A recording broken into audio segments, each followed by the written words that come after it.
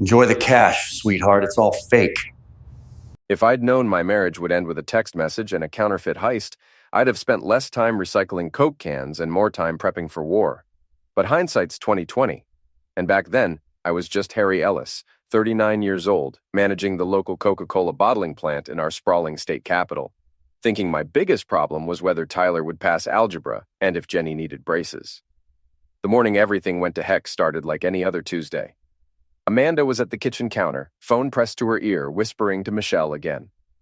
These girls' nights had become a regular thing over the past 6 months, ever since Michelle's messy divorce from her investment banker husband. No, Jake said he'd handle the Miami arrangements, Amanda was saying, her back turned to me as I poured coffee into my thermos. The penthouse has a view of the ocean, and he knows people at all the best clubs. Jake.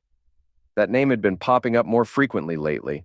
Jake Sanderson, the city's newest golden boy, running some wellness business that seemed to involve a lot of late-night networking and expensive champagne. The kind of guy who bought rounds for the whole bar and had a different story about how he made his money depending on who was asking. Morning, beautiful, I said, kissing Amanda's cheek. She flinched slightly, pulling away from the phone. Oh, hey, honey, Michelle and I were just planning another weekend trip. You know how much I need these breaks. Breaks from what? I wondered. Our comfortable suburban life? The kids who adored her? Me working 60-hour weeks to keep us comfortable while she found herself at 36? Daddy, can you help me with my science project? Jenny appeared at my elbow, her 9-year-old face scrunched with concentration. I need to make a volcano that actually erupts. Sure, sweetheart, we'll hit the hardware store this weekend. I ruffled her blonde hair, noting how Amanda barely acknowledged our daughter's presence. Tyler slouched into the kitchen, all 14-year-old attitude and bedhead. Mom, I need lunch money, and can you sign this permission slip for the field trip? Amanda waved him off without looking up from her phone. Ask your father. I'm busy. The kid shot me a look that was way too knowing for someone his age. Come on, Dad. Let's get this handled. As I signed the permission slip and handed Tyler a 20, I caught him watching Amanda with the same wariness I'd been feeling lately.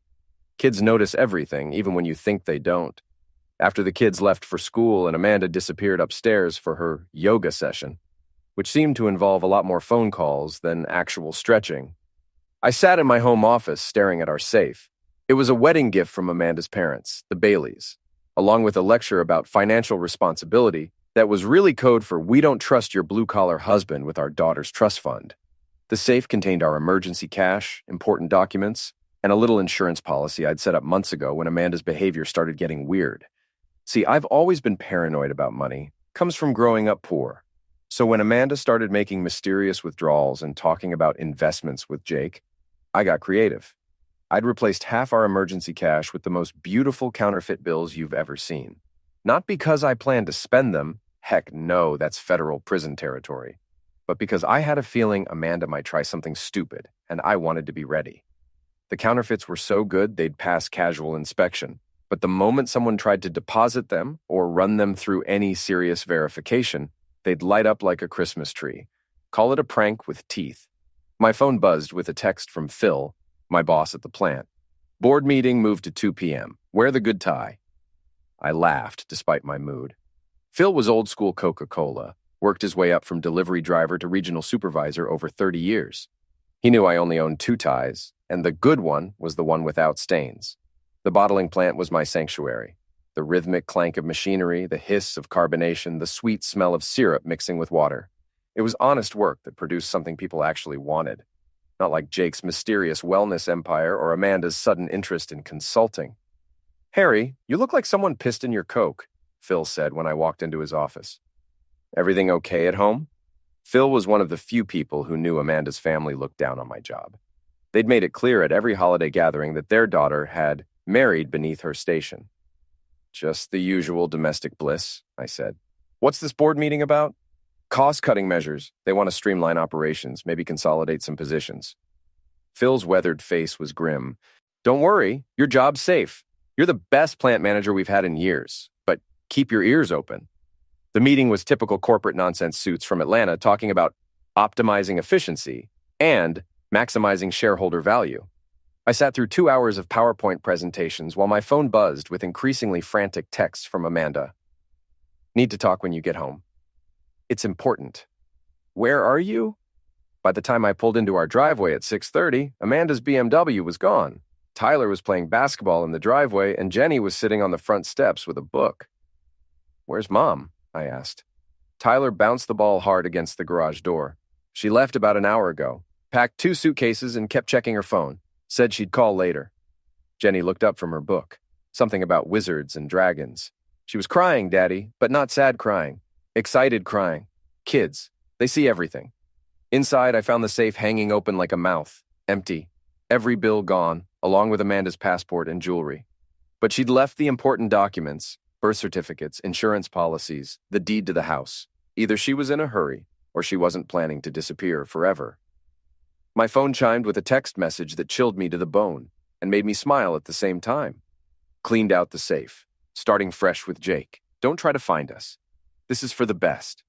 Amanda. I stared at the message for a long moment, then typed back. Enjoy the cash. What I didn't tell her was that she'd just stolen $30,000 in beautiful, perfect, completely worthless counterfeit bills. Jake Sanderson, wellness guru and smooth talker, was about to get a very expensive lesson in trust. I walked upstairs to check Amanda's closet. Half her clothes were gone, along with her expensive handbags and the diamond earrings her mother had given her for our 10th anniversary. She'd left behind her wedding ring, sitting on the bathroom counter like an accusation. Dad? Tyler appeared in the doorway, Jenny right behind him. Is Mom coming back? I looked at my kids, Tyler trying to act tough but clearly scared, Jenny clutching her book like a shield, and felt something harden in my chest, not just anger, but cold determination. I don't know, buddy, but whatever happens, we're going to be okay. Tyler nodded, but I could see the doubt in his eyes. Jenny just hugged my leg tighter. Can we order pizza? She asked in a small voice. Absolutely. Extra cheese, pepperoni, and those little peppers you like. As I called for pizza, I was already planning my next moves. Amanda thought she was so clever, running off with her boy toy and our life savings. She had no idea what she'd actually taken or what was coming for her. But she was about to find out. The next morning brought 2 things. A hangover from the bottle of bourbon I'd shared with my thoughts the night before, and a phone call from Michelle that changed everything. Harry, oh God, Harry, you need to know what's happening. Michelle's voice was slurred, panicked. I'm so sorry, I never thought it would go this far. I was making coffee in my eerily quiet kitchen, the kids already off to school. What are you talking about, Michelle? The money. Amanda and Jake, they went crazy last night. Hit 3 different casinos, bought everyone drinks. Jake was throwing hundreds around like confetti. Amanda kept laughing about how she'd finally gotten free from her boring life. My hand tightened on the phone. How much did they spend? All of it, Harry. Every last dollar, but that's not the worst part. Michelle's voice dropped to a whisper. Jake's got connections, not the legal kind. They were talking about laundering money through his wellness centers, using Amanda's trust fund as seed money for some kind of gambling operation. I almost laughed. Almost. Where are they now? The penthouse. Jake's place downtown. Harry, I think they're in real trouble. Some guys in suits showed up at the casino around midnight asking questions about the bills Amanda was using. They looked like federal agents. Federal agents. My beautiful counterfeit bills had done exactly what I'd hoped they'd do. Michelle, I need you to listen carefully. You need to distance yourself from this situation right now. Don't answer any more calls from Amanda. Don't go to that penthouse. And if anyone asks, you don't know anything about their money. But Harry, no buts. Trust me on this. I hung up and immediately called my lawyer, David Chen, a sharp guy who'd help me set up my will and handle some contract disputes with suppliers.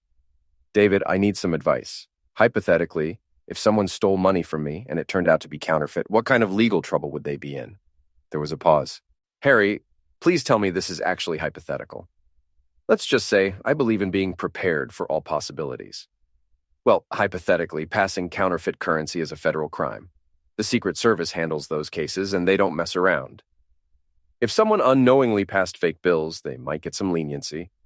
But if there's evidence of intent or if they're involved in other criminal activity, he whistled low. We're talking serious federal prison time. And what about the person who originally had the counterfeit bills? If they can prove they were victims of theft and had no knowledge the bills were fake, they'd likely be clear. But Harry, if you're sitting on counterfeit money, you need to turn it in immediately, of course. Thanks, David. I hung up feeling better than I had in months. Amanda had stolen from me, abandoned our children, and run off with a criminal. Now she was about to learn that actions have consequences. My phone rang. Amanda. Harry, we need to talk. Her voice was tight, scared. Do we? Because your text yesterday seemed pretty final. There's been a misunderstanding. About the money. Some of it might be problematic. Problematic how? Just, can you meet me somewhere? Neutral ground, I'll explain everything. I almost said yes. Almost fell back into the pattern of cleaning up Amanda's messes and protecting her from the consequences of her choices. Then I thought about Tyler's face last night, the way Jenny had clung to my leg. No, Amanda, you made your choice. Deal with the consequences. Harry, please. Jake says if we can't fix this, we're both going to prison. Then you better hope Jake's as smart as he thinks he is. I hung up and turned off my phone. The rest of the day passed in a blur of routine work, picking up the kids, helping with homework, making dinner. I was tucking Jenny into bed when Tyler appeared in the doorway. Dad, there are some guys outside in a black car. I looked out Jenny's window and saw them, 2 men in dark suits, sitting in an unmarked sedan across the street. Federal agents, just like Michelle had described. Stay with your sister, I told Tyler. Don't answer the door for anyone but me. The doorbell rang as I reached the living room. I took a deep breath, checked my appearance in the hallway mirror, and opened the door. Mr. Ellis, I'm Agent Rodriguez. This is Agent Martinez, Secret Service. We'd like to ask you a few questions about some currency that was passed at several establishments last night. I invited them in, offered coffee, acted like a concerned citizen, because that's exactly what I was. We understand your wife has been spending money from your household accounts, Agent Rodriguez said, settling into my couch like he belonged there. Can you tell us about the cash you kept in your home safe?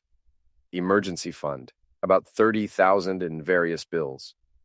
I kept it for peace of mind, in case of natural disasters or bank failures. When did you last see this money? Yesterday morning before work. When I got home, the safe was empty and my wife was gone. Agent Martinez leaned forward.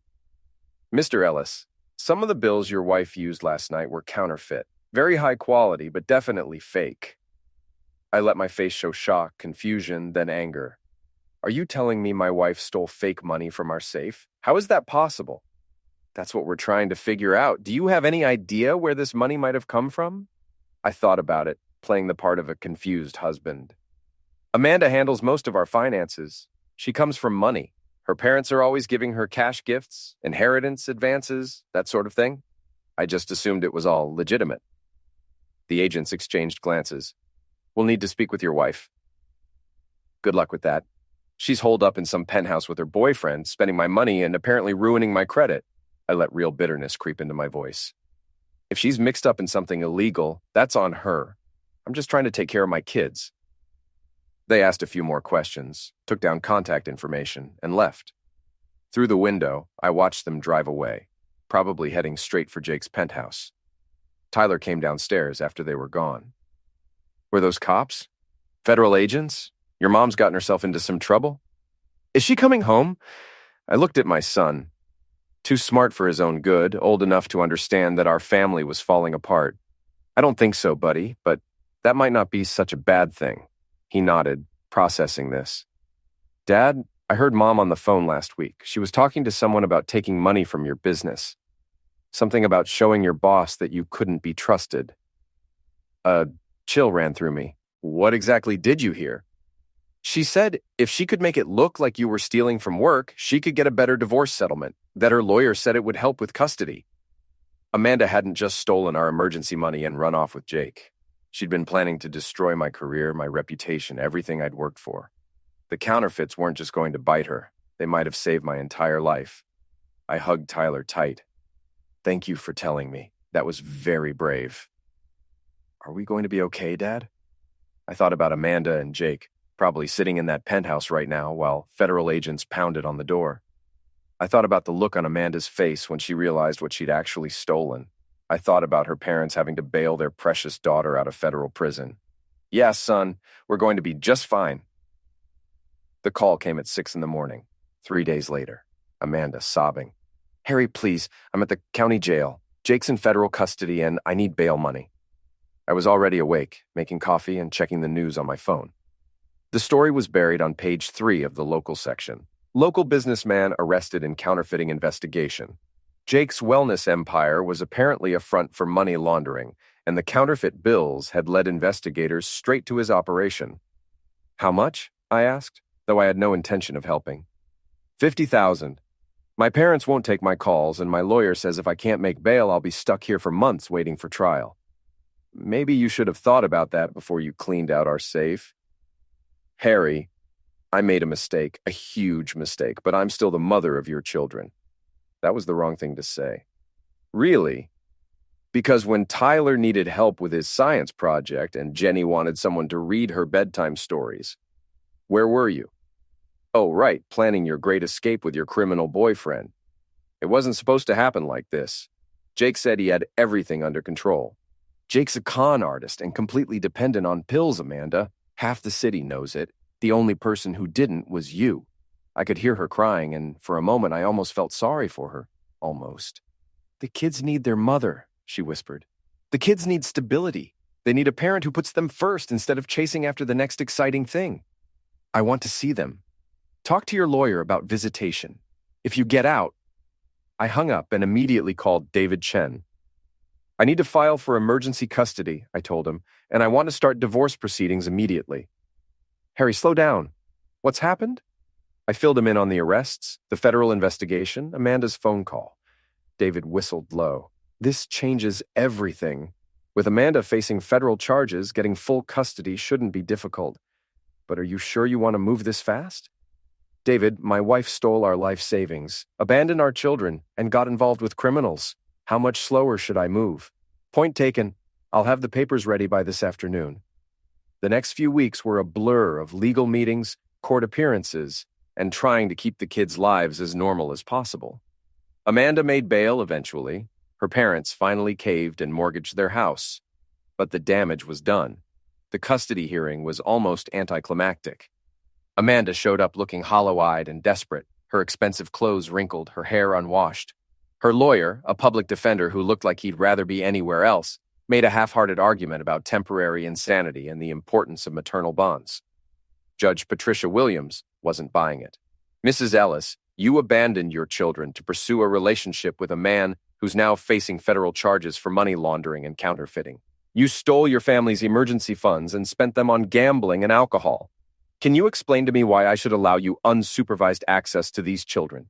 Amanda's voice was barely a whisper. I made mistakes, but I love my children. Love isn't enough, Mrs. Ellis. Children need stability, security, and parents who put their welfare first. Judge Williams looked at her over her glasses. I'm awarding temporary full custody to Mr. Ellis, with supervised visitation for you pending the resolution of your criminal case. Amanda collapsed into her chair, sobbing. Her parents, sitting in the back row, looked like they'd aged 10 years in a month. Outside the courthouse, Amanda's mother cornered me. This is all your fault, Patricia Bailey hissed.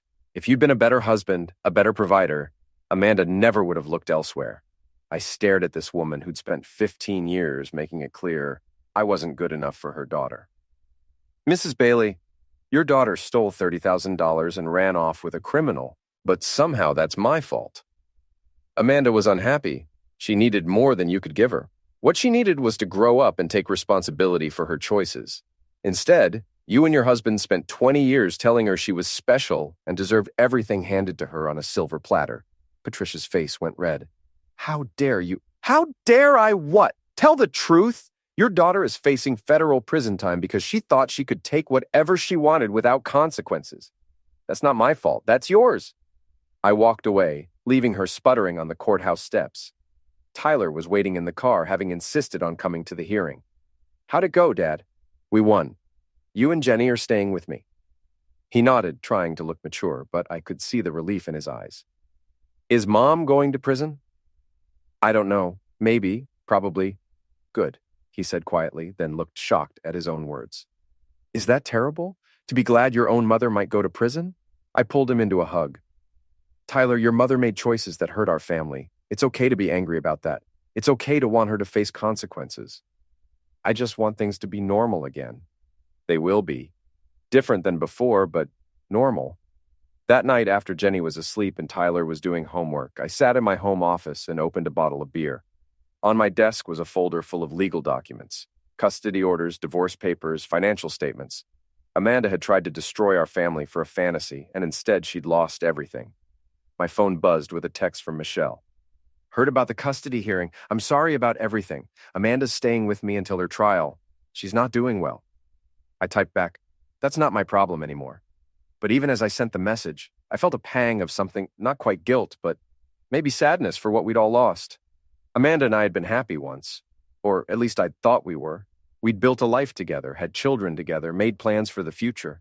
Now she was facing federal charges. Her parents had mortgaged their house to pay her legal fees, and our kids were asking why Mommy didn't love them enough to stay. The counterfeits had worked better than I'd ever imagined. Amanda hadn't just stolen worthless paper, she'd stolen her own future. My computer chimed with an email from Phil. "Board meeting tomorrow, good news to share." I closed the legal folder and opened my laptop. Whatever tomorrow brought, Tyler and Jenny and I would face it together. Amanda had made her choice. Now she could live with it. The board meeting the next morning was everything Phil had promised. Not only was my job safe, but they were promoting me to regional supervisor, Phil's old position. He was finally retiring to fish and spoil his grandchildren. "Congratulations, Harry," said Janet Morrison, the regional vice president. "Your plant has the highest efficiency ratings in the Southeast, and your team loyalty scores are off the charts. This promotion comes with a 40% salary increase and a company car." I shook hands around the conference table, accepting congratulations from executives who'd never bothered to learn my name before. The irony wasn't lost on me. On the same day I was getting divorced from a woman who thought I'd never amount to anything, I was getting the biggest promotion of my career. "There is one thing," Janet added as the meeting broke up. "The promotion comes with some travel requirements. You'll be overseeing 6 plants across 3 states. Will that be a problem with your family situation?" "Actually, it's perfect timing," I said. "My kids and I could use a fresh start." Driving home in my new company car, a silver Chevy Tahoe that was worth more than Amanda's BMW, I felt something I hadn't experienced in years: genuine optimism about the future. Tyler and Jenny were waiting on the front porch when I pulled into the driveway. Jenny ran to the car, eyes wide. "Daddy, is this ours?" "It's mine from work. I got promoted today." Tyler whistled appreciatively. "This is way cooler than Mom's car." We celebrated with dinner at the fancy steakhouse downtown, the one Amanda had always said was too expensive for a Tuesday night. Tyler ordered the biggest steak on the menu. Jenny got shrimp that was bigger than her fist, and I had the best bourbon they carried. "So, what does this promotion mean?" Tyler asked, cutting into his steak with the concentration of a surgeon. "More money, more responsibility, and we get to travel some. I'll be overseeing plants in Tennessee, North Carolina, and South Carolina, too." "Will we move?" Jenny looked worried. "Eventually, probably. Would that bother you?" The kids exchanged glances. Tyler spoke first. "Dad, can I be honest? I'd kind of like to go somewhere where people don't know about Mom and all the stuff that happened." Jenny nodded emphatically. "The kids at school keep asking where Mommy is and why she's not at school events anymore. It's embarrassing." My heart broke a little. 9 years old, and she was already dealing with the social fallout of her mother's choices. "We'll see what opportunities come up," I promised. "But wherever we go together." The next few months fell into a comfortable routine. I threw myself into the new job, traveling to different plants, implementing efficiency improvements, building relationships with my new team. The kids thrived with the stability. Tyler's grades improved dramatically, and Jenny joined the school's advanced reading program. Amanda's trial was scheduled for the fall. According to David, she was looking at 3 to 5 years in federal prison, though her lawyer was pushing for a plea deal that might reduce it to 18 months plus probation. "She wants to see the kids," David told me during one of our regular check-ins. "Her lawyer thinks it might help with sentencing if she can show she's maintaining family relationships." "Absolutely not," I said. "She's had supervised visitation rights for 6 months and hasn't used them once. She doesn't get to play the devoted mother card now." "Harry, I have to advise you that complete denial of access could backfire. Courts don't like it when one parent completely cuts off the other." "Fine. She can see them under supervision at the family court building. 2 hours once a month with a social worker present, and only if she's been clean and sober for at least 30 days. David nodded. That's reasonable. I'll draft the terms. Amanda never took us up on the offer, according to Michelle, who still texted me updates despite my lack of interest. Amanda was drinking heavily and had moved back in with her parents after being evicted from her apartment. The Bailey's house was in foreclosure. They'd borrowed against it to pay Amanda's bail and legal fees, and Patricia's art gallery had closed after their wealthy friends distanced themselves from the family scandal. Richard Bailey, who'd spent years lecturing me about financial responsibility, was working as a sales associate at a furniture store. I should have felt sorry for them. Instead, I felt a cold satisfaction that justice was being served. It was Tyler who brought up the subject of revenge. We were working on his science project, the volcano that had been interrupted by Amanda's departure months earlier. As we mixed vinegar and baking soda for the eruption, he looked up at me with those two wise eyes. Dad, are you ever going to get Mom back for what she did? I stopped stirring the mixture. What do you mean? I mean, she really hurt us. She hurt you, she hurt me and Jenny. She hurt Grandma and Grandpa Bailey, even though they're kind of jerks. And it seems like she's just going to go to prison. And that's it. Tyler, your mother is facing federal charges. She's lost her family, her home, her reputation. What more punishment do you think she needs? He considered this seriously. I don't know. It just seems like she should have to really understand what she did to us. Like, prison is just sitting in a room, but she should have to feel as bad as she made us feel. Out of the mouths of babes. That night, after the kids were asleep, I sat in my office and really thought about it for the first time. Amanda was going to prison, yes, but she'd be out in a couple of years. She'd rebuild her life, maybe write a book about her journey and lessons learned. She'd find some way to make herself the victim in the story. Meanwhile, Tyler was seeing a counselor to deal with abandonment issues. Jenny had nightmares about me disappearing, too. Our family had been shattered by Amanda's selfishness, and she was getting off with a slap on the wrist and 3 square meals a day. Maybe Tyler was right. Maybe Amanda needed to really understand the consequences of her choices. I opened my laptop and started researching. By morning, I had a plan. The plan took 3 months to execute, and it was beautiful in its simplicity. First, I hired a private investigator, a retired police detective named Sarah Kim, who specialized in financial crimes. Her job was to dig into Jake's business dealings and find out exactly how deep the money laundering operation went. What she found was even better than I'd hoped. Jake hadn't just been laundering money through his wellness centers. He'd been running a full-scale fraud operation, selling fake investment opportunities to wealthy retirees. The counterfeit bills had been the least of his crimes. More importantly, Sarah discovered that Amanda hadn't been just a victim of Jake's manipulation. She'd been an active participant, using her trust fund connections to bring in new marks for Jake's schemes. My wife hadn't just cheated on me and stolen our money.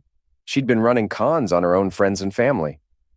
Harry, this information could significantly impact her sentencing, David said when I showed him Sarah's report. If the prosecutors knew about her active participation in the fraud scheme, they're going to know, I said, but not from me directly. Step 2 was elegant. I had Sarah package all the evidence into an anonymous tip to the FBI, complete with bank records, recorded phone calls, and testimony from Jake's victims. The tip was untraceable, but devastating. Amanda's plea deal evaporated overnight. Instead of 18 months, she was now looking at 10 to 15 years in federal prison. But that wasn't enough. Step 3 was personal. I waited until the week before Amanda's new trial date, then made a call to Patricia Bailey. Mrs. Bailey, this is Harry. I think we should talk. I have nothing to say to you, she said, but I could hear the exhaustion in her voice. The past year had broken her. It's about Amanda's defense fund. I have information that could help her case. That got her attention. We agreed to meet at a coffee shop downtown Neutral Territory. Patricia looked like she'd aged a decade. Her perfectly styled hair was gray at the roots, her expensive clothes were wrinkled, and she had the hollow-eyed look of someone who hadn't slept well in months. What? Information? She asked without preamble. I slid a folder across the table. Bank records showing that Amanda had been planning this for over a year. She'd been moving money out of our joint accounts, setting up secret credit cards, even forging my signature on loan applications. Patricia opened the folder, her face growing paler with each page. Where did you get this? Does it matter? The point is, Amanda didn't just make a mistake or get swept up in Jake's schemes. She was planning to destroy me financially and take the kids. The counterfeiting thing was just the tip of the iceberg. Why are you showing me this? I leaned back in my chair, studying this woman who'd spent 15 years treating me like dirt. Because I want you to understand something, Mrs. Bailey. Your daughter didn't just betray me, she betrayed you too. That money she stole from our safe, she was planning to use it to disappear with Jake and leave you holding the bag for her legal fees. Patricia's hands were shaking as she closed the folder. You're lying. Check the dates on those bank statements. Amanda started moving money the day after Jake's first wellness retreat in Miami. She's been playing all of us. I stood up to leave, then paused. Oh, and Mrs. Bailey? That expensive lawyer you hired for Amanda? Jake recommended him. You might want to ask yourself why a money launderer would recommend a specific defense attorney. I left her sitting there, staring at the folder like it contained her death sentence. The final step was the most satisfying. Amanda's trial was a media circus. The story had everything: wealthy socialites, federal crimes, family betrayal, and a con man who'd bilked retirees out of their life savings. I made sure to be in the courtroom every day, sitting in the front row with Tyler and Jenny beside me. Amanda looked terrible. The year of stress, drinking, and legal troubles had taken their toll. She'd lost weight, her skin was sallow, and her hair was limp and lifeless. But it was the look in her eyes that satisfied me the most. The dawning realization that she was completely, utterly alone. Her parents weren't there. Her lawyer was a court-appointed public defender after the expensive one had mysteriously withdrawn from the case. Michelle had moved to California to escape the scandal. Even Jake had cut a deal with prosecutors and was testifying against her. When the verdict came back guilty on all counts, Amanda collapsed. As the bailiff led her away in handcuffs, she looked at me one last time. I saw recognition in her eyes, the understanding that this wasn't just bad luck or poor choices catching up with her. This was justice, carefully planned and perfectly executed. Outside the courthouse, reporters tried to interview me. I gave them exactly what they wanted. I'm just glad my children and I can finally move on with our lives, I said. Tyler and Jenny flanked beside me. Amanda made her choices, and now she has to live with the consequences. We wish her well, but our focus is on building a positive future together. The perfect grieving husband, protecting his children from their mother's crimes. That night, after the kids were asleep, I sat in my office with a glass of bourbon and the newspaper coverage of the trial. Amanda would serve 12 years in federal prison. Her parents had lost their house and their social standing. Jake was in protective custody, having made so many enemies that general population would be a death sentence. My phone rang. Michelle, calling from California. Harry, I know you probably don't want to hear from me, but I had to call. What you did to Amanda, it was brilliant. I don't know what you mean. Come on, the anonymous tip that destroyed her plea deal? The evidence that got her parents' lawyer to drop the case. You orchestrated all of it. I took a sip of bourbon, saying nothing. She deserved it, Michelle continued. What she was planning to do to you, to the kids. I heard some of those phone calls, Harry. She was going to destroy your career, take the children, and disappear with Jake. You just beat her to it. Amanda destroyed herself, Michelle. I just made sure the truth came out. Well, for what it's worth, I think Tyler and Jenny are lucky to have you. Amanda never deserved them. After she hung up, I walked upstairs to check on the kids. Tyler was reading under his covers with a flashlight, and Jenny was sleeping peacefully, surrounded by stuffed animals.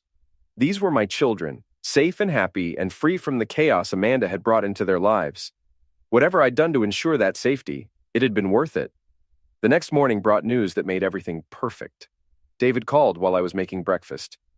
Harry, you're not going to believe this. Amanda's trying to appeal her sentence, claiming she was coerced and manipulated by Jake. But here's the beautiful part. The prosecution has evidence that she was actually the mastermind behind several of the cons. Jake was just the front man. I almost laughed. So what does that mean? It means her appeal is going nowhere, and they might actually add more charges. She could be looking at 20 years now. 20 years. Tyler would be 34 when Amanda got out. Jenny would be 29. They'd be adults with lives and families of their own, completely free from her influence. There's something else, David continued.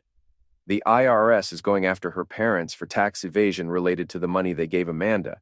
Apparently, those gifts were actually structured to avoid estate taxes. They could lose everything. Perfect, absolutely perfect. I hung up and turned to find Tyler standing in the kitchen doorway, still in his pajamas. Good news, Dad? Very good news. Your mother's appeal was denied, and we're officially free to start our new life. He grinned, the first, genuinely happy smile I'd seen from him in over a year. So we can move to North Carolina like you talked about? We can do whatever we want, son. The world is wide open. Jenny bounced into the kitchen, her hair sticking up in all directions. Are we having pancakes? We're having whatever you want, sweetheart. Today is a celebration.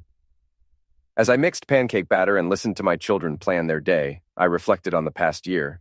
Amanda had tried to destroy our family for a fantasy, and instead, she'd given me everything I'd ever wanted. Full custody of my children, a successful career, and the satisfaction of seeing justice served. The counterfeits had been just the beginning. Everything that followed, the investigation, the evidence, the perfect timing of revelations, had been carefully orchestrated to ensure that Amanda faced the full consequences of her choices.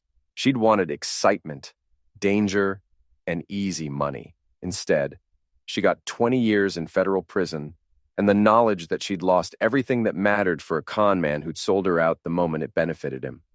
Tyler was right. She needed to understand what she'd done to us. Now she had 12 years to think about it. I flipped pancakes and smiled, thinking about our new house in North Carolina, the kids' new schools, and the life we were going to build together.